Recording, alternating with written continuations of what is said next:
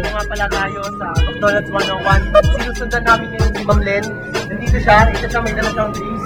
Ito siya. Ang galing mga kapuso. Ang galing siya, mga kapuso. Ang galing Dala-dala niya Sa ating guys na mga kapuso. Ito yung letter M na ang ibig sabihin ay McDonald's.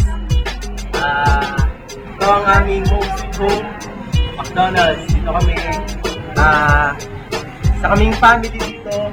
Ngayon, nandito nga pala kami sa second compilation ng aming website. At sana i-like ninyo at i-visit yung website namin. Ano ito?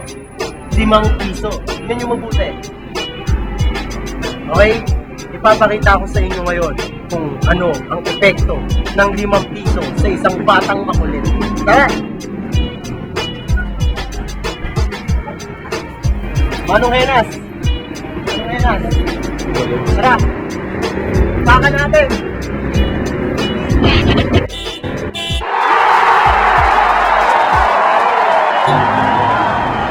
Si Manong Henas nga pala, yung master namin dito. Tara! Walang dating yan!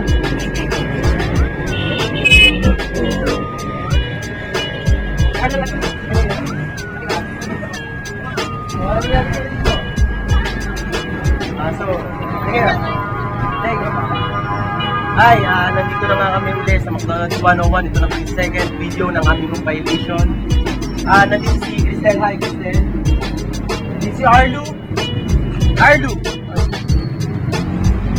Itong 5 pisong to, pag dinikit natin sa loob mo,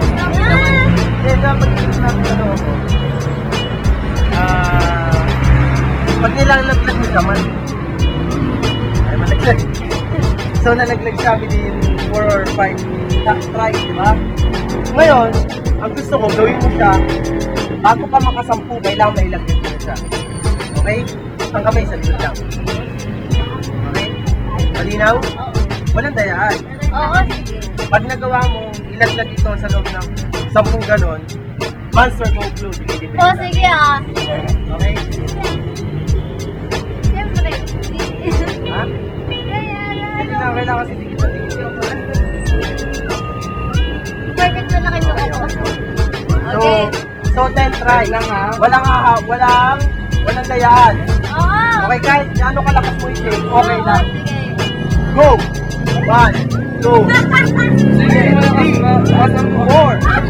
5. Ano ba yung parang? Walang dayaan. Kailangan 10. Ayaw, malaglag na kasi. Okay? Tanong, okay. Pwede ilan na? 4, 5, 6, 7, 8, 8, 9, and 10. Okay. Magmalikot. Walang dayaan. Malikot natin.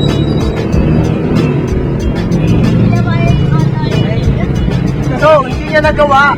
Ngayon, magpapapicture siya dito ng lahat ng go! Dali lang, stop ko na to. Okay. Stop ko na.